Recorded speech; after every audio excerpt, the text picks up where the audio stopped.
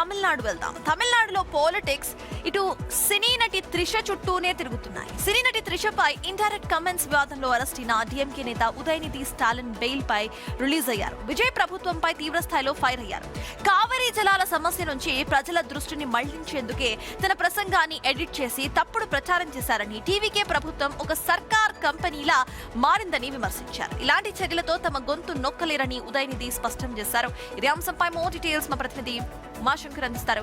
ఉమాశంకర్, చెప్పండి. ఆ video in fact నేను కూడా చూసాను యాక్చువల్లీ. సో ఆయన కావేరీ జలాలకు సంబంధించి మాట్లాడుతూ క్రౌడ్ త్రిష అని గట్టిగా చెప్తున్నప్పుడు త్రిష గురించి కాదు అని ఏదో చెప్పే సందర్భం ఉంటుంది. సో దాన్ని కట్ చేసి ఇటు ఇన్స్టాగ్రామ్ లో వైరల్ చేశారు. దాని మీద ఒక కేసు కూడా బుక్ అవ్వటాన్ని ఎలా చూడాలి? పూర్తిగా కూడా త్రిష చుట్టూ పాలిటిక్స్ తిరుగుతున్నట్టుగా తమిళనాడులో ఎందుకు కనిపిస్తోంది ఉమాశంకర్? సత్తాజ్, దీనిపైనే తమిళనాడు వ్యాప్తంగా నిన్న హైటెన్షన్ నెలకొంది. ఏదైతే కావేరీ జలాల ఇష్యూ పైన తంజావూరులో ధర్నా నిర్వహించినటువంటి ఉదయనిధి స్టాలిన్కి సంబంధించి ఆయన సభలో కొన్ని వ్యాఖ్యలు చేశారు. సో ఆ వ్యాఖ్యలు పూర్తిగా అసభ్యకరంగా ఉన్నాయి, మహిళల్ని కించపరిచే విధంగా ఉన్నాయి. దాంతోపాటు కూడా ఆమె ఒక సెలబ్రిటీగా ఉంది కాబట్టి ఆమెని పూర్తిగా కొంత అభ్యంతరకరమైనటువంటి వ్యాఖ్యలు చేశారనేటువంటి కామెంట్స్తో పూర్తిగా తమిళనాడు వ్యాప్తంగా కూడా ఇది సర్క్యులేట్ అయ్యి, సో దీనిపైనే అటు తంజావూరు ఈస్ట్ పోలీస్ స్టేషన్లో ఫిర్యాదు చేశారు అక్కడ ఉన్నటువంటి కార్యకర్తలు. అయితే 9 సెక్షన్ల కింద ఉదయనిధి స్టాలిన్ పైన కేసులు నమోదు చేసినటువంటి నేపథ్యంలోనే నిన్న ఉదయం వచ్చి తంజావూరు పోలీసులు అదుపులో తీసుకునే ప్రయత్నం చేశారు. అక్కడి నుంచి కూడా తంజావూరు తరలించారు. దాదాపు 10 గంటల పాటు నిరూపితమైందా లేకపోతే ఇంకా కేసెస్ కంటిన్యూ అవుతున్నాయా?